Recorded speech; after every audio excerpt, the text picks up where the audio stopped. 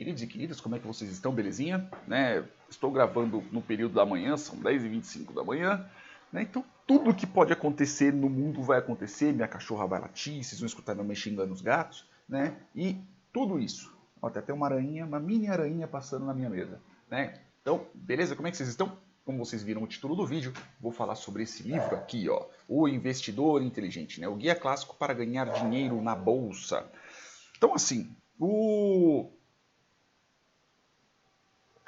vocês podem pensar, nossa, né, vai dar várias técnicas para eu poder investir na bolsa atualmente, né? Não.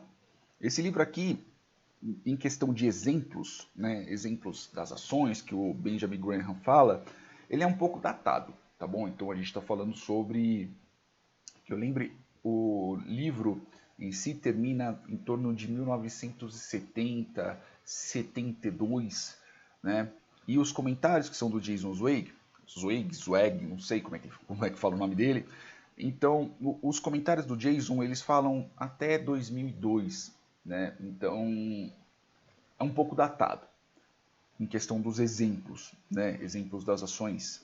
Mas, em questão de tipos de investimento, né? Como que o comportamento, essa é a palavra, não é datado. Então, vamos começar. Eu vou começar usando o meu próprio exemplo. Quando eu comecei a mexer em bolsa de valores, né, isso foi um pouquinho antes de dar a pandemia, eu entendia bosta nenhuma do que eu estava fazendo. Né? Eu simplesmente só comprei umas ações do Itaú, né, da Taesa, porque eu li e não lembro aonde que era legal você comprar banco, que era legal você comprar distribuidora de energia, e eu comprei. Né? Como sempre, quando você faz esse tipo de coisa, você acaba se dando mal. Eu não perdi muito dinheiro, acho que perdi, sei lá, uns 100, 200 reais na hora que eu vendi tudo, né? Mas deu merda. Eu errei, eu não sabia o que fazer, né, e eu acabei perdendo dinheiro. Aí nessa passou a pandemia, né, aí eu comecei a estudar um pouco em setembro, outubro, que foi daí que eu comecei a entender um pouquinho, né, sobre fundos imobiliários, e aí eu estou mexendo com fundos imobiliários até agora. Então, uma coisa que era muito ruim para mim, né, ainda é um pouco, mas agora menos depois que eu li esse livro, que é como que você se comporta ao longo do tempo. Né? Não sei se vocês já me acompanham faz um tempo, né, mas eu sou totalmente avesso a essa galera que fica mostrando como que ganha dinheiro fácil, né, como que fica mexendo com day trade, né, olha só como eu tenho esse puta carrão, olha como é que eu pago esse croissant aqui com day trade rapidão. Né? Então eu sou completamente avesso ao ponto de, tipo, não gosto de verdade. Eu acredito que essa galera só ganha dinheiro em cima da pobreza dos outros. Mas eu não tinha muita ideia de como se comportar a longo prazo. E foi daí que o Benjamin Graham, a leitura do Benjamin Graham me ajudou muito. Né, que aí ele fala que sobre o investidor inteligente, quando está falando de o investidor, ele está falando a nível CPF, ele está falando a nível indivíduo. Né? Os exemplos que ele dá aqui são exemplos no mercado ao qual ele trabalhou, né? Estados Unidos, Benjamin Graham já é falecido, ele faleceu em torno de 70 e pouco, que eu lembro. Mas o comportamento em si é muito interessante, principalmente quando fala sobre o investidor inteligente, de acordo com Benjamin Graham. Então, assim, eu não vou conseguir falar tudo, né?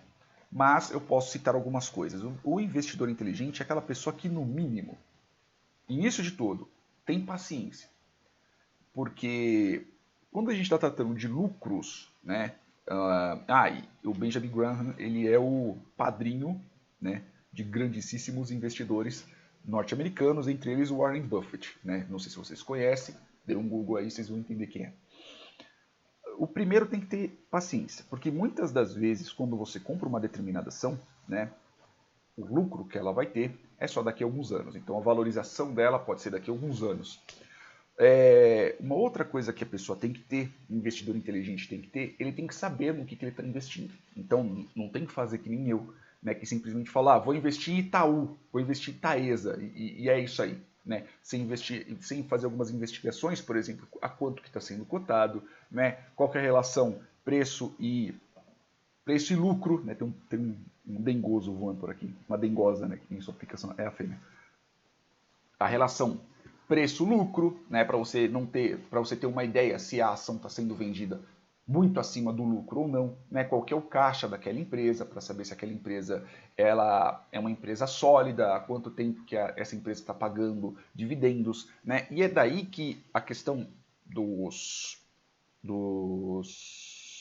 exemplos do Graham, não sei, do Benjamin, vamos chamar assim.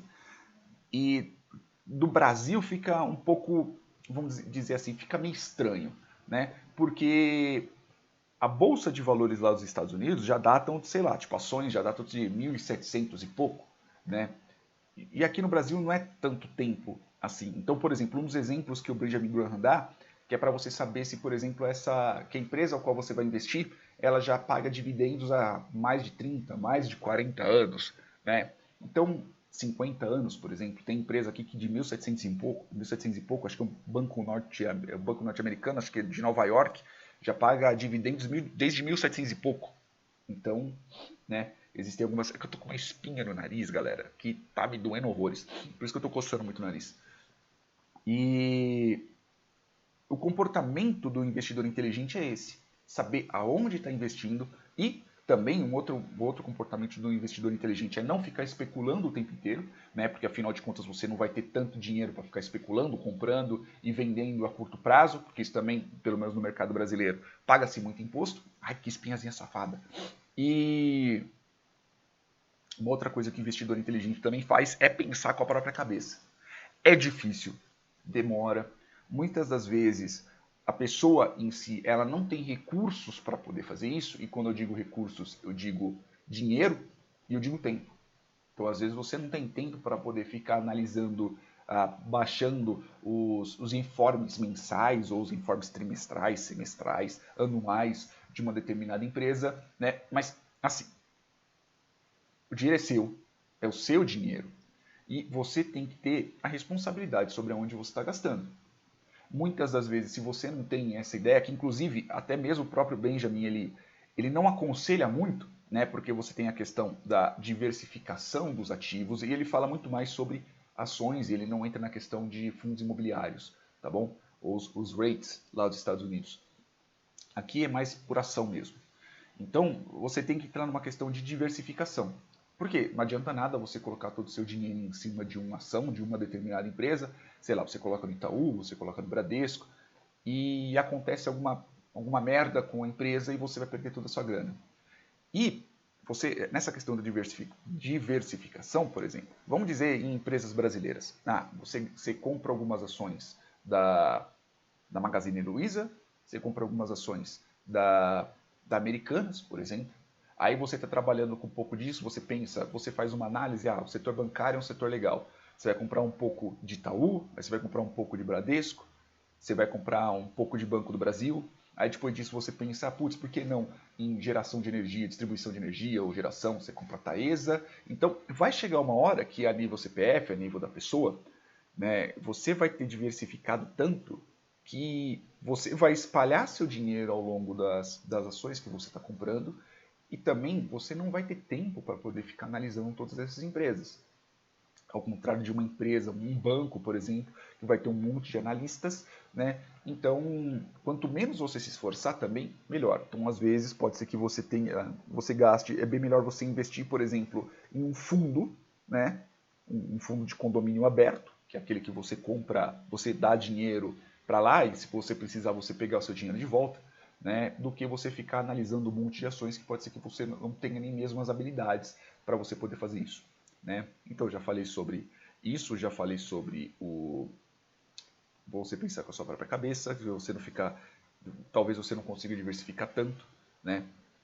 Ao contrário do investidor inteligente que o Benjamin Graham fala aqui, né, que é essa pessoa que tem que seguir esses determinados passos, ele também fala um pouco sobre o investidor empreendedor, né, que é, entre aspas, o contrário do investidor que ele cita aqui, que é, ao falar o contrário, fica meio esquisita, como se estivesse falando de investidor burro, né, mas não é desse jeito. O investidor inteligente ele vai gastar os recursos necessários para ele poder ter o lucro dele, para o dinheiro dele render, e pode ser que ele não tenha as habilidades financeiras, não tenha as habilidades de análise para poder ficar analisando um monte de ações, né? Então você compreenda desse jeito. Então você tem o investidor empreendedor, que ele também é o inteligente, só que ao contrário desse primeiro investidor, que ele não vai gastar tanto tempo com isso, o investidor empreendedor é aquele que vai gastar tempo. Então quando eu estou falando o contrário, eu estou falando o contrário na questão de quanto de tempo que se gasta nas suas análises, as suas ações e afins. E aí nós estamos tratando, por exemplo, de investidores individuais, então você já vai ter uma certa quantidade de dinheiro que você consiga fazer as suas ações renderem muito mais, então você vai ser aquele que vai ter gráficos em casa, você vai ser aquele que vai ficar fazendo análise de caixa das empresas o tempo inteiro, né? Você é aquele que realmente trabalha com isso, ou chega quase a trabalhar com isso. Uma das dicas bem interessantes que o Graham dá, que é a questão da proporção do quanto que você deveria ter entre ativos de renda fixa, então a gente está tratando de ativos que você não tem risco de perder, entre aspas, né? Então, por exemplo, exemplos aqui no Brasil são títulos do governo, por exemplo, e o quanto que você tem que ter em dinheiro que você vai gastar em outros investimentos, em renda variável, então ações e afins, né? Que ele fala que é a proporção entre 25 a 75. Né, 25, 75 e você vai variando conforme o tempo da sua vida. Então, você é uma pessoa mais jovem, você é uma pessoa que você não é tão avesso a risco, né? Então você, por exemplo, você pode alocar 75 em dinheiro para renda variável e 25 para renda fixa e está passando o caminhão de alguma coisa aqui perto de casa e vocês vão escutar. Tá? O vídeo as ideias estão fluindo, então eu não vou parar não. Eu acho que é o carro do ovo aqui. Então, escuta. Acho que tá pegando, que eu tô vendo capturar um pouco de áudio. Enfim. Aí vai passando o tempo, né? Conforme vai passando o tempo, vai diminuindo essa vontade de você ter riscos, né? Então você vai alocando um pouco mais em renda fixa, né? Mas sempre a proporção que o Graham diz, né? É que tem que ser 25-75. O máximo que você pode alocar em um canto é 75 e o mínimo que você tem que alocar em um canto é 25. Né? Então você vai variando em renda fixa e renda variável desse jeito. Então, no que esse livro me ajudou? Ele me ajudou no longo prazo. Então, isso eu vou ficar falando mais nos meus livros, nos meus vídeos sobre investimento, né? Mas uma outra das coisas, então, voltando ao assunto. Então, na questão do longo prazo, esse livro me ajudou bastante. Eu não tinha muita ideia de como pensar nisso. E vários dos exemplos que o Graham dá, lucros em 5 anos, em 10 anos, 25 anos, quando está pensando em cima disso.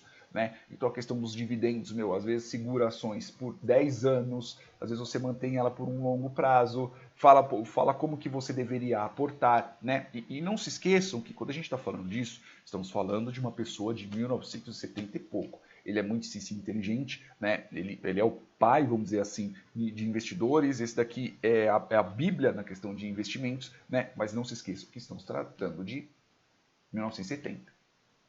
Estamos em 2021, o mundo é diferente, as ações são diferentes, né? Então é mais, para mim, é mais a questão do conceito do que exatamente do que fazer, né? Porque afinal de contas a gente está falando de um livro bem datado, tá? Em questão de ações e afins, ações de empresas, não de atos. Então, para mim, me ajudou muito na questão do longo prazo. Vamos ver o que eu posso falar mais. Já falei disso, já falei sobre ações, etc. Vamos ver se tem alguma coisa mais que eu possa falar. Sim, sobre quem deveria ler. Né? Eu não posso falar muito sobre quem, porque eu estaria sendo muito prepotente em cima disso. Tá? Eu posso falar sobre mim. Pelo fato de eu já ter brincado um pouco na Bolsa de Valores, né? Eu não manjo de ações, eu só sei um pouco mais de fundo imobiliário. Tá?